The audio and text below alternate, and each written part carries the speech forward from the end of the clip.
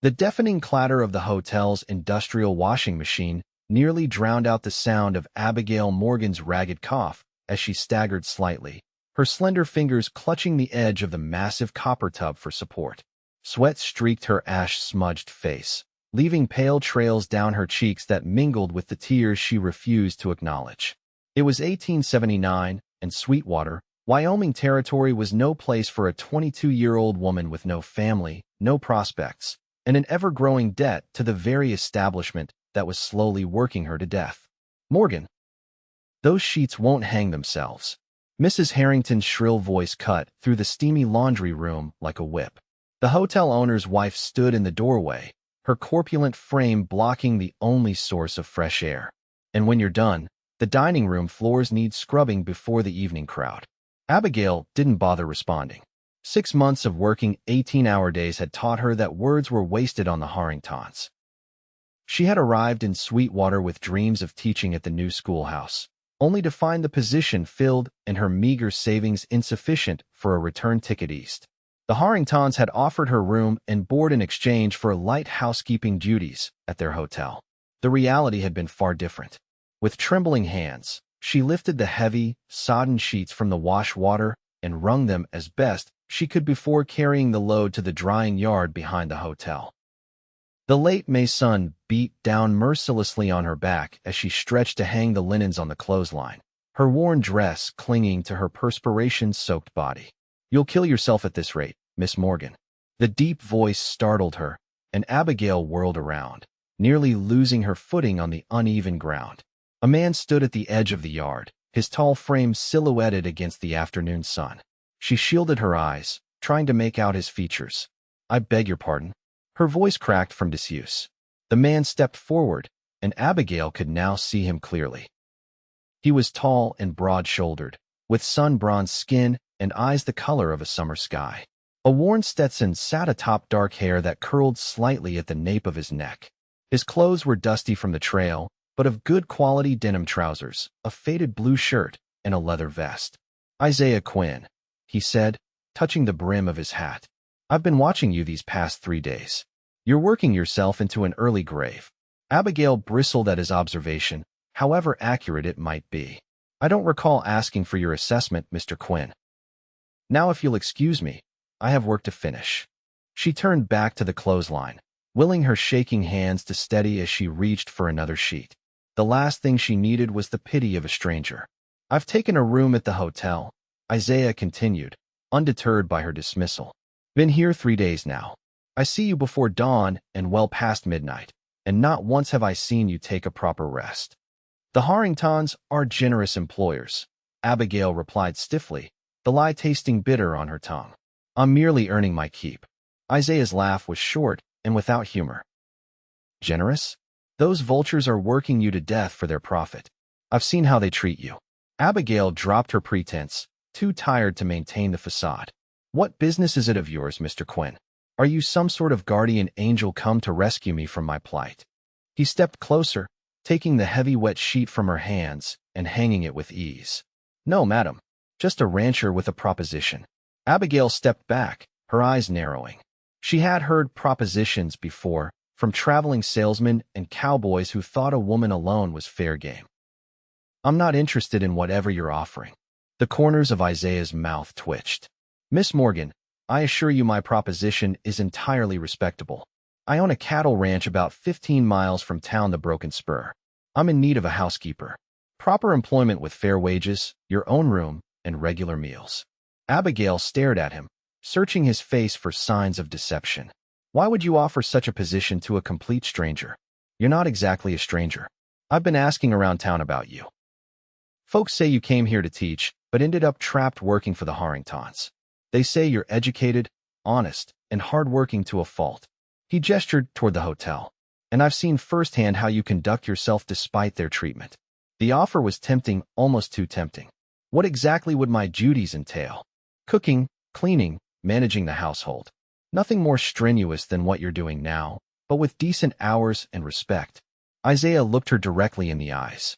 "And no debt to keep you prisoner." The mention of her debt made Abigail flinch.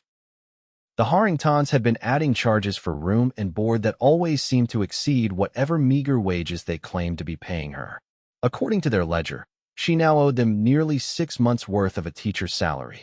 "They won't let me leave," she said quietly. "They say I owe them too much." Isaiah's jaw tightened. "I suspected as much. What if I told you I could settle that debt? Consider it in advance on your wages." Abigail's heart quickened. "Why would you do that for someone you don't know?" "I need a housekeeper, Miss Morgan. A good one. And this town needs fewer people like the Harringtons getting away with treating folks the way they treat you." He extended his hand. "Do we have a deal?" Abigail stared at his outstretched hand, hardly daring to believe this chance at escape. Common sense told her to be wary of this stranger with his too-good-to-be-true offer, but desperation and something else, something that stirred at the kindness in his blue eyes, made her reach out and grasp his hand. "We have a deal, Mr. Quinn." The confrontation with the Harringtons went better than Abigail had expected, primarily because Isaiah Quinn slapped a stack of bills on the hotel counter that silenced even Mrs. Harrington's shrill objections. Within an hour, Abigail had packed her few belongings into a small carpet bag and found herself seated beside Isaiah in his wagon, heading out of Sweetwater toward the promise of something better. As the town faded into the distance behind them, Abigail felt the tension begin to leave her body. She had been so long in a state of constant exhaustion that the simple act of sitting still, with nothing required of her, seemed foreign. "You can rest if you'd like," Isaiah said, noticing her heavy eyelids. "It's a couple of hours to the ranch." Abigail tried to protest, but the gentle rocking of the wagon and the warmth of the late afternoon sun proved too powerful. For the first time in months, she surrendered to sleep without fear of punishment. When she awoke, the landscape had changed. The flat plains around Sweetwater had given way to rolling hills dotted with pine and cottonwood trees. Ahead, a valley opened up, with a creek winding through it. Nestled against the base of a wooded hillside sat a large, 2-story house built of logs and stone, with several outbuildings and corrals spread out around it. "Welcome to the Broken Spur," Isaiah said, a note of pride in his voice. Abigail sat up straighter, taking in the sight. "It's beautiful. Been in my family for 15 years. My father brought us out here from Missouri when I was just a boy. He and my mother passed 5 years back influenza. My younger brother headed east for schooling, so it's just me now." He guided the horses down the slope toward the house. "Well, me and about a dozen ranch hands, though they bunk in the bunkhouse yonder." As they approached the main house, Abigail noticed the detailed craftsmanship, the wide, covered porch that wrapped around 2 sides, the carefully fitted stone chimney, the glass windows that must have been brought in at great expense. "Your family built something remarkable here," she said softly. Isaiah's smile was touched with sadness. "My mother would be pleased to hear you say so. She worked hard to make this place more than just a ranch house. It was important to her that it be a home." The wagon pulled up in front of the house, and before Isaiah could come around to help her down, the front door opened. A middle-aged woman with iron-gray hair pulled back in a severe bun stepped onto the porch, wiping her hands on her apron. "Mrs. Holloway," Isaiah called out, "I'd like you to meet Miss Abigail Morgan. She'll be taking over the housekeeping duties." The woman's eyebrows rose nearly to her hairline. "Is that so? And what am I to do, Mr. Quinn? I've been keeping this house for 5 years." Isaiah climbed down from the wagon and offered his hand to Abigail. "You'll be doing exactly what you've been asking to do for the past year, moving to town to live with your daughter and her new baby.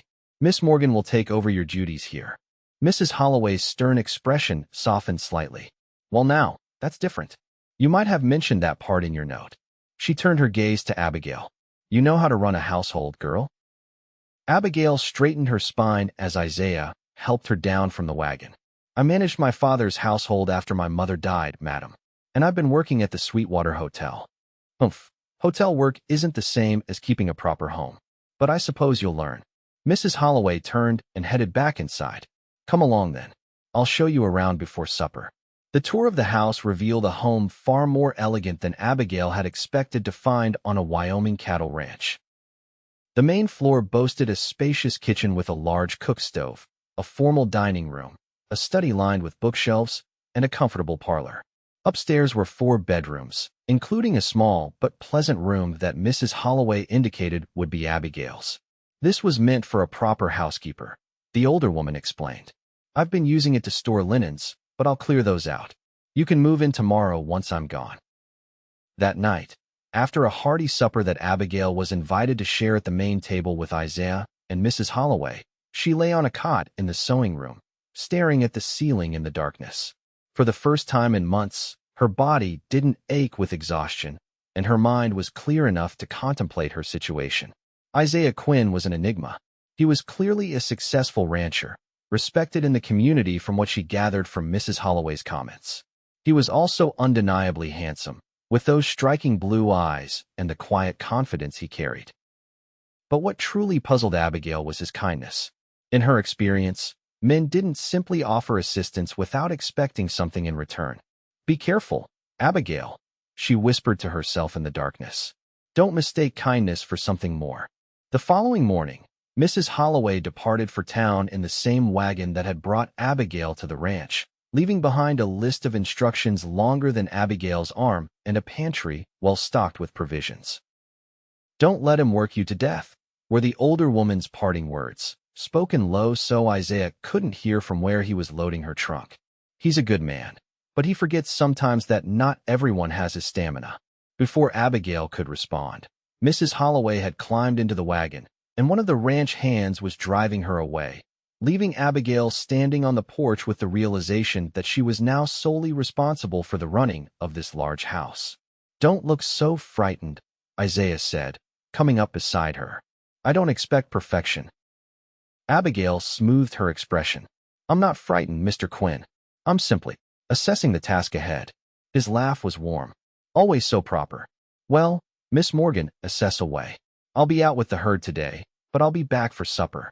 The day passed in a flurry of activity as Abigail familiarized herself with the house, taking inventory of supplies and making notes of what would need attention. By late afternoon, she had prepared a simple but hearty meal of beef stew, fresh bread, and apple pie, using the recipes Mrs. Holloway had left behind. When Isaiah returned, the sun was setting, painting the valley in shades of gold and amber. Abigail watched from the kitchen window as he dismounted his horse, speaking briefly with two of the ranch hands before heading toward the house. There was an easy grace to his movements that spoke of a lifetime spent in the saddle.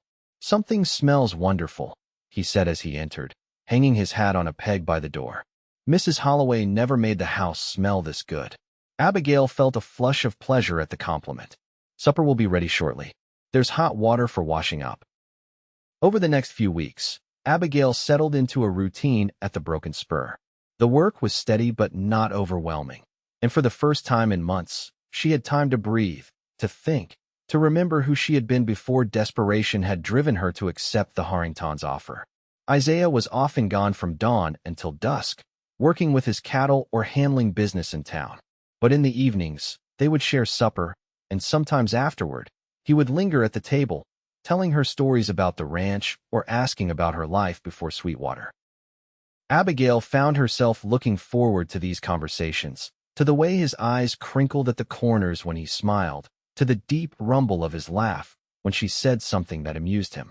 She told him about growing up in Pennsylvania, about her father's position as a banker, about her mother's death from consumption when Abigail was 16. She even told him about the fiancé who had broken their engagement when her father's bank failed, leaving her with no choice but to seek employment as a teacher. His loss, Isaiah said simply when she finished that particular story. Any man worth his salt would have stood by you. As spring gave way to summer, Abigail found herself flourishing at the Broken Spur. The constant fresh air and good food had restored the health that had been failing her at the Harringtons. Her cheeks, once hollow, had filled out, and her skin had taken on a healthy glow from brief periods spent working in the kitchen garden she had started near the house. It was while working in this garden one warm June afternoon that Abigail first met Isaiah's brother. She was kneeling among the rows of vegetables when a shadow fell across her work. Looking up, she found herself staring at a younger version of Isaiah, the same blue eyes and strong jaw, but with a leaner build and a more polished appearance. You must be Miss Morgan, the young man said, removing his hat. I'm Ian Quinn, Isaiah's brother. Abigail stood, brushing soil from her hands. Mr. Quinn, Your brother didn't mention you were visiting. That's because he didn't know. Ian's smile didn't quite reach his eyes. I've finished my studies in Boston and thought I'd surprise him. Abigail led Ian into the house, offering him refreshment while explaining that Isaiah was out checking the northern pastures and would likely return by evening. As she prepared lemonade, she couldn't help but notice the way Ian's gaze traveled around the house, taking inventory of changes since his last visit. You've certainly made your mark here, he commented, accepting the glass she offered. The house hasn't looked this well kept since Mother was alive. That's kind of you to say, Abigail replied, though something in his tone made her uneasy. Ian took a seat at the kitchen table, gesturing for her to join him. Tell me, Miss Morgan, how exactly did you come to work for my brother? It seems an unusual arrangement, a young, obviously educated woman working as a housekeeper on an isolated ranch. Before Abigail could formulate a response, the back door opened, and Isaiah stepped in, his expression changing from surprise to wariness when he spotted his brother. Ian, this is unexpected. The younger Quinn rose, embracing his brother with what appeared to be genuine affection, though Abigail didn't miss the tension in Isaiah's shoulders. I've completed my law studies, Ian announced. Thought I'd come home to see what opportunities Wyoming might offer a newly minted attorney. Isaiah's expression softened slightly. That's good news. Congratulations. Dinner that evening was a strained affair, with Ian dominating the conversation with tales of Boston society and his legal studies. Abigail, sensing that her presence might be inhibiting a more candid conversation between the brothers, excused herself early, claiming fatigue. As she climbed the stairs to her room, she heard Ian's voice drift up from below. Really, Isaiah, she's quite lovely. I can understand why you'd want her around, but you might consider the talk it generates. A single man and a young woman living under the same roof. Abigail didn't hear Isaiah's response, but the implication in Ian's words made her cheeks burn with embarrassment. Was that what people thought?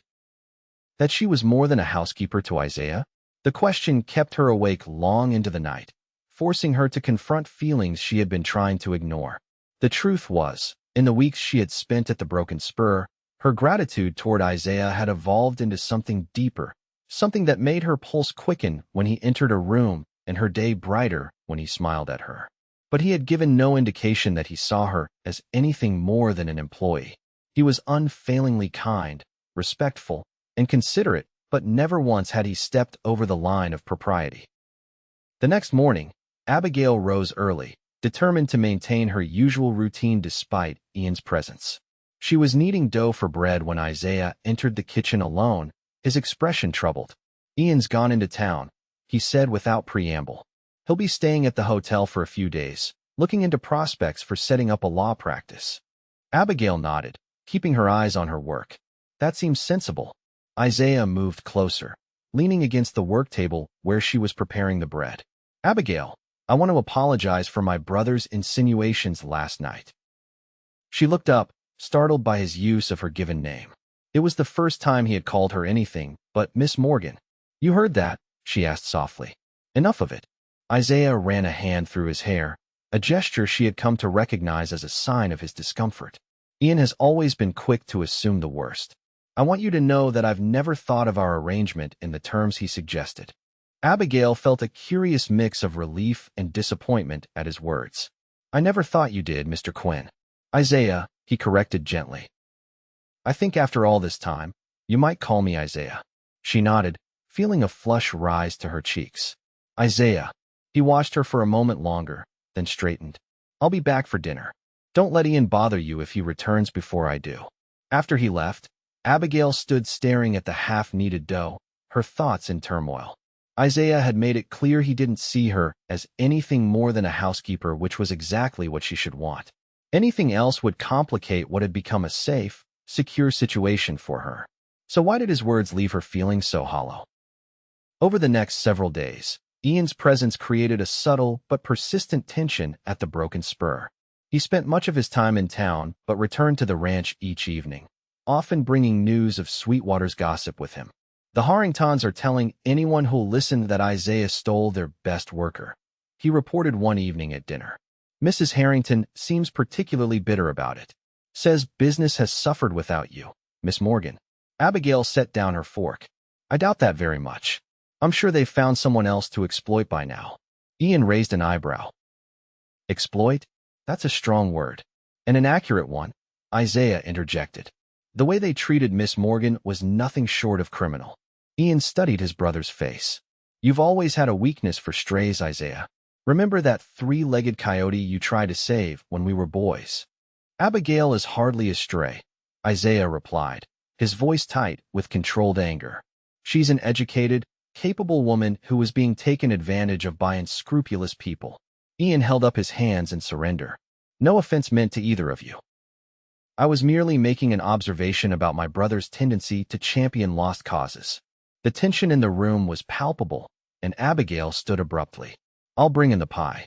In the kitchen, she leaned against the counter, trying to steady her breathing. Ian's words had struck a nerve not because she resented being compared to a stray, but because they forced her to question Isaiah's motives. Had he offered her the position out of pity? Was she just another of his lost causes? The sound of raised voices from the dining room interrupted her thoughts. The brothers were arguing, their words muffled but their tones clear. Unwilling to return to such tension, Abigail slipped out the back door into the garden, seeking solace in the peaceful evening air. The sky was a canvas of deep blues and purples, with the first stars beginning to appear. Abigail wrapped her arms around herself, breathing in the scent of earth and growing things. In Pennsylvania, she had never paid much attention to the night sky, but here in Wyoming, the vastness of it never failed to humble her. It's something, isn't it? She turned to find Isaiah standing a few feet away, his face softened by the fading light. I've never seen stars so bright, she admitted. He moved to stand beside her, his gaze turned upward. My mother used to say that stars were windows into heaven, where angels could look down and watch over us. Abigail smiled at the thought. That's a lovely idea. They stood in companionable silence for a moment before Isaiah spoke again. I apologize for my brother's behavior. Ian has always believed the worst of people's intentions, including mine. You don't need to apologize for him, Abigail said. But I have to ask, is he right? Did you offer me this position out of pity? Am I just another of your lost causes? Isaiah turned to face her, his expression serious in the deepening twilight. Is that what you think? Abigail looked away. I don't know what to think. You rescued me from an impossible situation. You've been nothing but kind.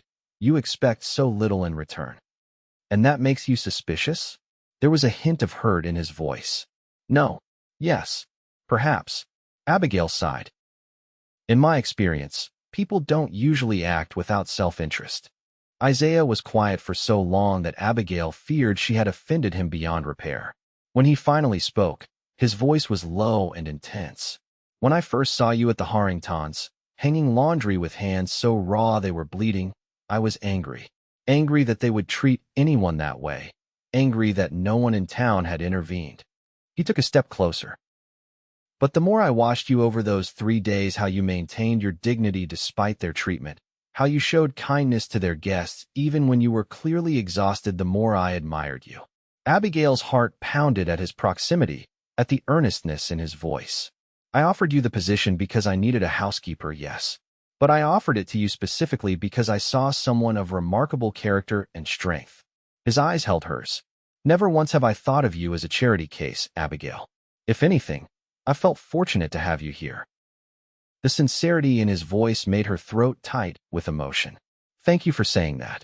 Isaiah reached out slowly, as if giving her time to retreat, and tucked a strand of hair behind her ear. I should be thanking you. This house hasn't felt like a home since my parents died. Until you came. Before Abigail could respond, the back door opened, spilling lamplight into the garden. Ian stood silhouetted in the doorway. There you are, he called. I was beginning to wonder if you'd both abandoned me. The moment shattered, Isaiah stepped back, his hand falling away from Abigail's face. We'll be right in. As they walked back to the house, Abigail's mind whirled with the implications of what had just happened and what might have happened if Ian hadn't interrupted. The following day, Ian announced his intention to return to Sweetwater to pursue a promising opportunity with the town's only law firm. His departure eased the tension at the ranch, but Abigail found herself acutely aware of a new tension between herself and Isaiah, one born not of discomfort, but of unspoken possibilities. They circled each other cautiously in the days that followed, their conversations polite, but lacking the easy camaraderie they had developed before Ian's visit. Abigail threw herself into her work, taking on additional tasks like preserving the summer fruits and vegetables for the coming winter, while Isaiah spent longer hours in the fields with his men. It was during an unexpected afternoon thunderstorm that everything changed. Abigail had been gathering eggs from the henhouse when the sky darkened ominously. By the time she reached the back porch, rain was falling in sheets, and lightning cracked across the sky with alarming frequency. Worried about Isaiah and his men, who had ridden out that morning to check on a broken fence line, Abigail paced the kitchen, jumping at each thunderclap. When the back door finally burst open, revealing Isaiah soaked to the skin, she nearly cried out in relief. "You're drenched," she exclaimed, hurrying to take his dripping hat and coat. "You need to get out of those wet clothes before you catch your death." Isaiah's teeth were chattering. "The men are fine," made it to the line shack before the worst hit. "I was closer to home, so I rode back." Abigail bustled around, stoking up the fire in the kitchen stove and putting on water for tea while Isaiah went upstairs to change. When he returned, wearing dry clothes and with his hair still damp, she had a cup of hot tea waiting for him. "You'll want to sit by the fire in the parlor," she said, leading the way. "It's warmer in there." The parlor was indeed cozy, with a cheerful fire blazing in the hearth. Outside, the storm continued to rage, rain lashing against the windows and thunder rumbling overhead. Abigail stood uncertainly by the doorway as Isaiah settled into the armchair closest to the fire. "You don't have to stand on ceremony," he said, gesturing to the chair opposite his. "Sit with me a while." Abigail hesitated only briefly before joining him, smoothing her skirts as she sat. The fire crackled between them, casting a warm glow that softened the lines of Isaiah's face and highlighted the gold flecks in his blue eyes. "I was worried about you," she admitted.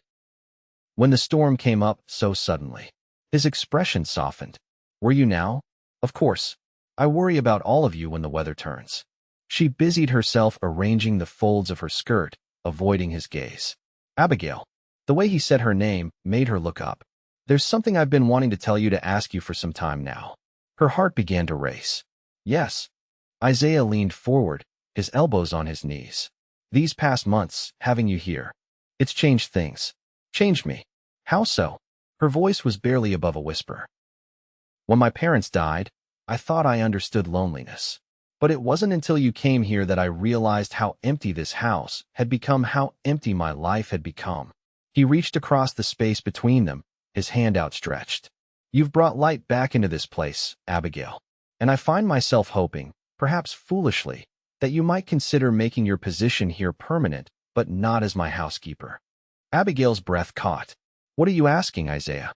He took her hand in his thumb tracing circles on her palm. "I'm asking if you might consider becoming my wife.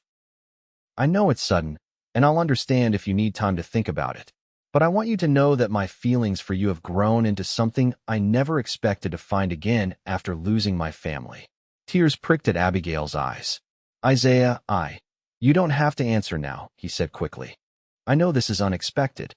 Abigail shook her head, a smile breaking through her tears. "It's not that. It's just, I've been fighting my feelings for you, convinced that you could never see me as anything more than an employee, someone you rescued." Isaiah's face lit up with hope. "And those feelings are deeper than I ever thought possible," she admitted. "I've fallen in love with you, Isaiah Quinn, with your kindness, your integrity, your strength. I've fallen in love with this land and this home you've built.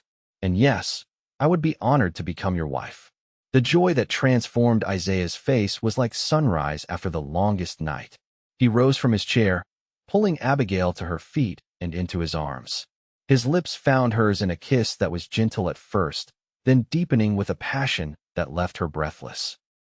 Outside, the storm began to abate, the thunder growing more distant and the rain softening to a steady patter. But inside the warm parlor of the Broken Spur ranch house, Abigail Morgan and Isaiah Quinn hardly noticed, lost as they were in the promise of their future together. The wedding took place in September, when the aspen trees in the hills had turned to gold and the air carried the first hint of autumn crispness. It was a simple ceremony, held on the front porch of the ranch house, with the valley spread out before them like a painting. The local minister officiated, and the ranch hands and nearby homesteaders gathered to witness the union. Even Ian returned for the occasion, having established himself successfully in Sweetwater's legal community. He presented the couple with a handsomely bound family Bible as a wedding gift, an olive branch that Isaiah accepted with cautious optimism. As Abigail spoke her vows, wearing a gown of cream-colored silk that Isaiah had ordered from Denver, she marveled at the journey that had brought her to this moment.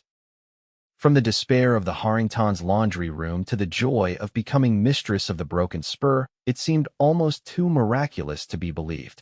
Yet the warmth of Isaiah's hand holding hers, the love shining in his eyes as he promised to cherish and protect her all the days of their lives, was wonderfully, gloriously real. That evening, after the guests had departed and the ranch hands had returned to the bunkhouse, Isaiah led Abigail to the master bedroom, now their bedroom, where a fire glowed in the hearth and fresh wildflowers filled a vase on the dresser. "Welcome home, Mrs. Quinn," he whispered, drawing her into his arms. And as the stars appeared one by one in the vast Wyoming sky, Abigail knew she had found not just rest from her labors, but a peace and belonging she had feared lost forever. 2 years later, Abigail stood on the front porch of the Broken Spur, watching as Isaiah rode in from the south pasture, their 1-year-old daughter Alice cradled securely in his arm. The little girl's delighted squeals carried across the yard as her father's horse cantered toward the house. Abigail's hand rested on her growing belly, where their second child, a son, she suspected had just made his presence known with a vigorous kick. The ranch had prospered under their joint care, expanding its operations and adding new hands to manage the growing herd. As Isaiah dismounted, lifting Alice high above his head to her squealing delight before setting her on his shoulders, Abigail thought back to that fateful day in Sweetwater when a dusty cowboy had offered her more than just employment. He had offered her a future filled with love, family, and the peace she had so desperately needed. "What are you thinking about, looking so serious?" Isaiah asked as he climbed the porch steps, ducking low so Alice wouldn't bump her head on the roof. Abigail smiled, accepting his kiss and reaching up to take their daughter into her arms. "I was thinking how fortunate I am that you happened to stay at the Harringtons' hotel on exactly the right days." Isaiah's eyes crinkled at the corners as he smiled, the way they always did when he was particularly happy. "Wasn't fortune, Mrs. Quinn. That was Providence." As they entered their home together, Abigail couldn't help but agree.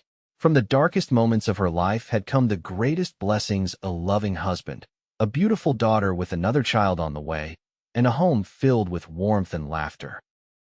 The girl who had once been forced to work without rest had found, in the arms of a kind-hearted cowboy, exactly the life she hadn't known she was looking for: one of peace, purpose, and abiding love.